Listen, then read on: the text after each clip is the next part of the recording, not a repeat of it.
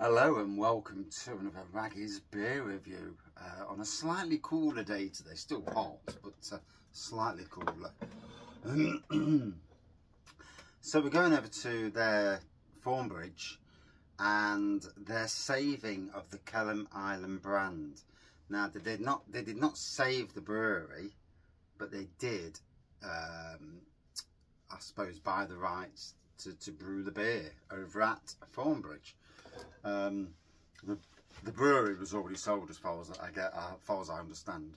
So Kelham Island Brewery, pale vat of 5.2%, modern pale ale.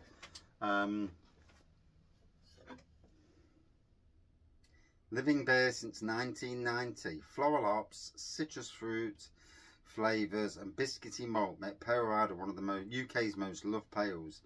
Our beers are bottle conditioned using live yeast, so that you get the freshest beer possible. Yeah,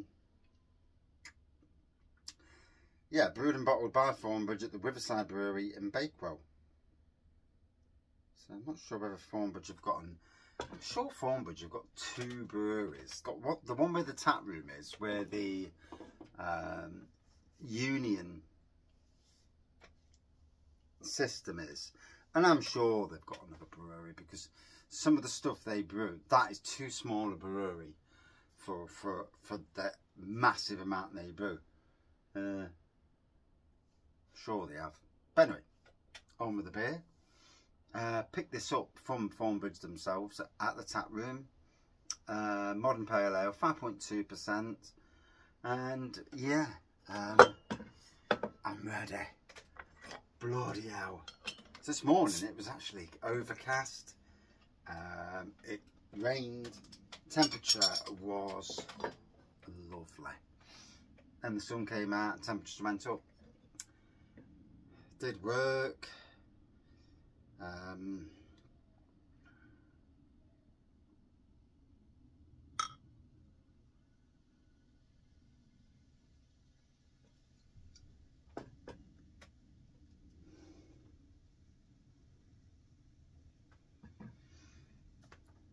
So what can we take from this? It's quite a light pour, really. You wouldn't call that golden. You would call that more straw blonde colour pour. So there we go, lovely white, plenty of carbonation going off. Oh, I'm tired, proper tired. Cheers all.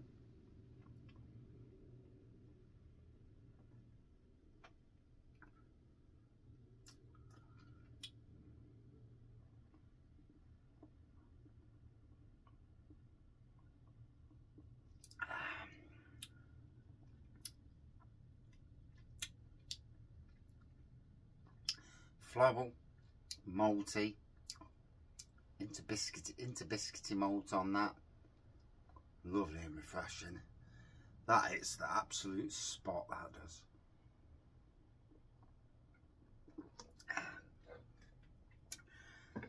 So, slight tangent. Been at work today, obviously, and I haven't mowed the grass for 3 weeks, for the obvious reason is it's super dry. You mow the grass, it's going to dry off. It's going to go brown. Brown grass, not good for a wedding venue. There's a point where it's going to go brown. There's nothing I can do about it, because we've got on a water meter and the boss don't want you watering the grass.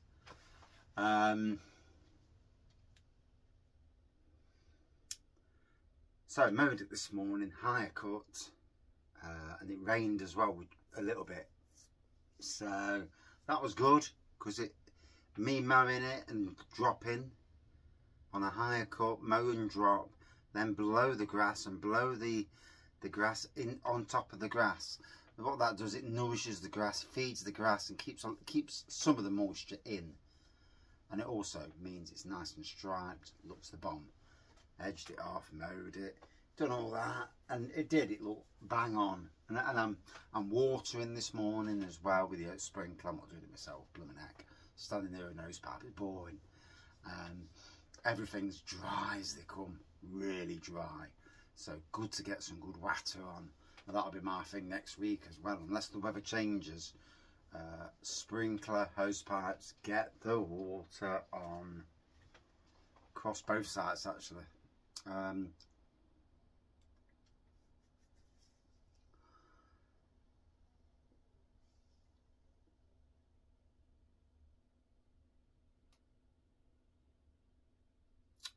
Yeah, so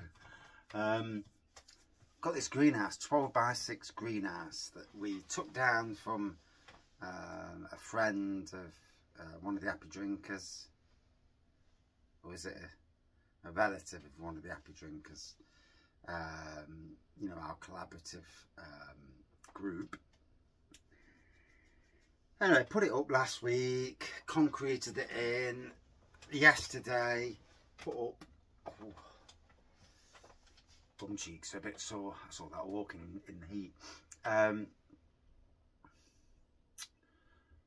Put the windows on one side on the roof yesterday, went to put the other one, it's all to cock, it's not right. What the bloody hell's going off here? And I found out what it is. So it's me.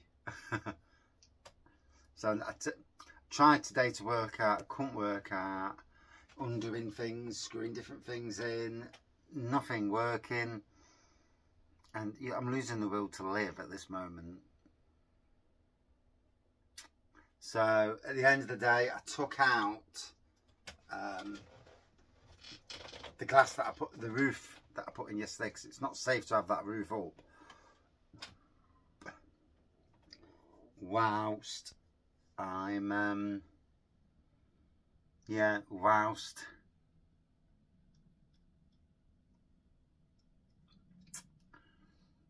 yeah, not safe to put up whilst it's can't think of the word now, whilst it's not proper, not true. Better to be no roof on than a roof on one side and that we get a strong wind and it blows the crap out of it. So anyway, I took them off, and then Andy, happy drinker, who's actually a builder, I'm not a builder, and actually takes things like photos and that, so he knows where things belong. And there's this bar, and I didn't put the bar on originally. Then he says, oh, that's a bracing bar. You put the bracing bars on? I says, no. So anyway, put the bracing bar on, put it on. It's pulled in the side that was crap, but now it's made the other side funny. And it's like, for God's sakes. And then he's messaged me, says that, yeah, it goes on the middle bar. And makes absolute sense. And yeah, and then these other bars for the roof to pull them in. And yeah, so yeah, tomorrow I'm going to get to work early, put the hose pipes on as you do, and I might, first job of the day, actually go over to it, pee off fly, and just try and do it, even if I don't put the glass in tomorrow. I'm all good going up on Saturday morning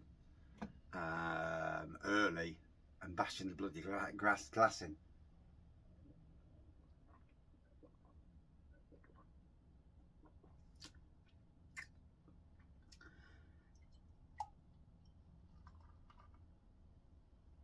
Because I want it done. Whilst the glass is not in the frame, there's a chance that it gets broke, or the sun will get to it and crack. I've already got a crack in the door that wasn't there, and that's because of the chuffing, the sun getting on it. And obviously we've had some really hot sun. I've put layers of carpet on it to try and stop that, but you know, it is what it is on that side of things.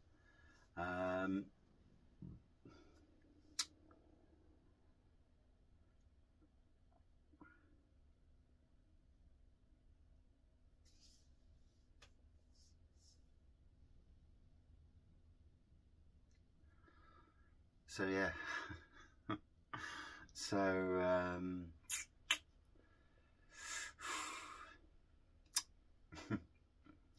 all good fun. all good fun.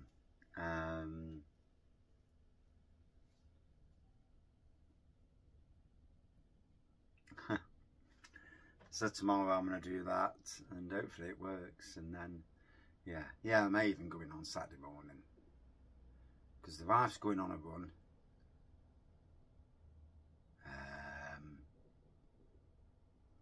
And it may be the case that I just get it done, you know. You learn, you know, you learn, don't you? It's all about, life's all about learning.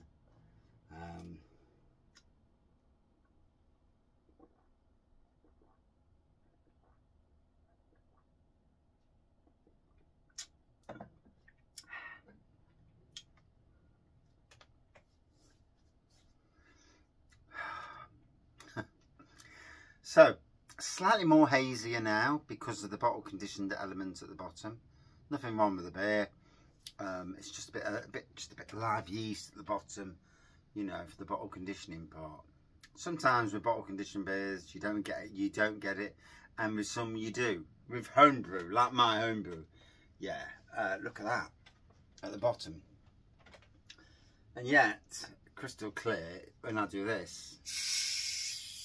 And then you can see, look at that rising up there. You can see that on camera. So that rises up, and then that sediment actually disappears.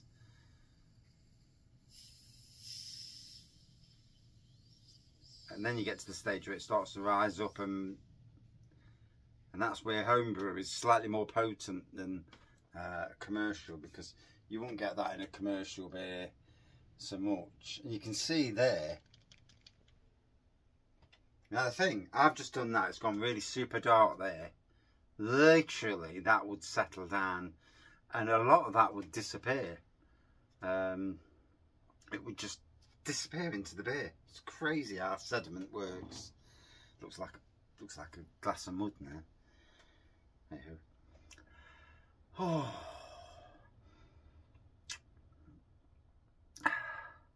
Another interesting week.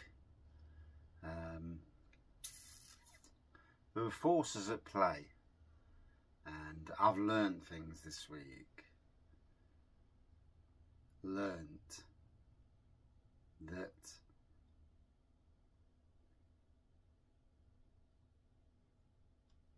illuminating things about the workplace, and yeah, illuminating, and yes, you know when you can smell something in the air, I can definitely smell, and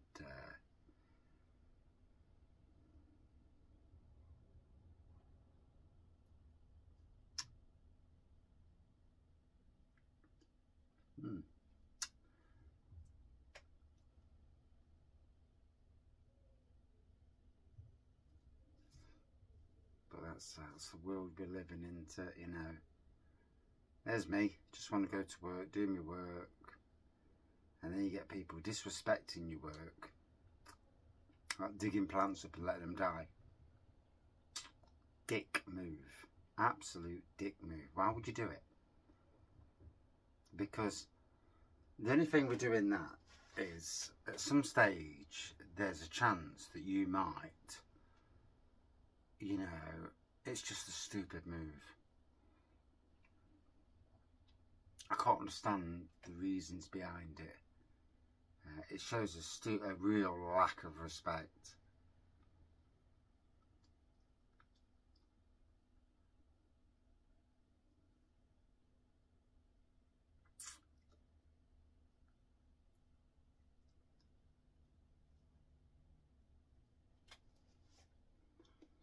But it is what it is. Not much I can do about it. So anyway.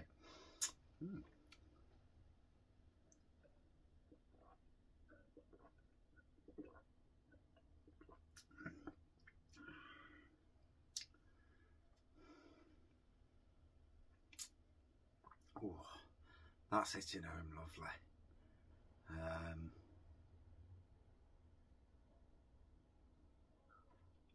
I'm really warm. And yeah, it's just hitting home nice, that is.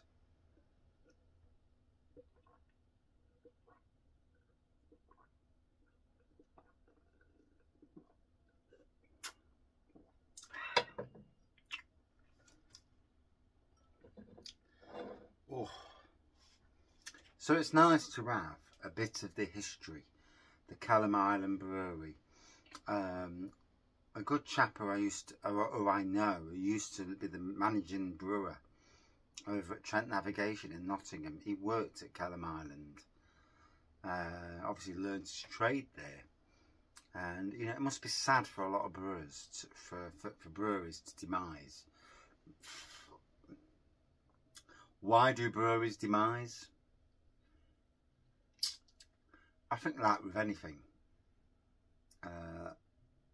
luck,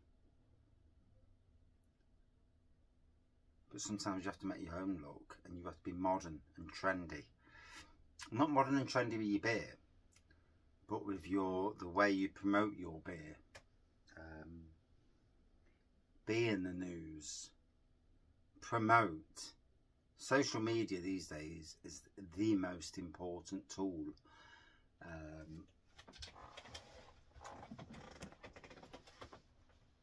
And certainly a tool that, you know, to use in the grand scheme of things. I have got the other Kelham Island beer, Easy Rider. So this is Pale Rider, yeah, modern, yeah. So I've got the Easy Rider as well. So I've never reviewed that. So another review for the channel.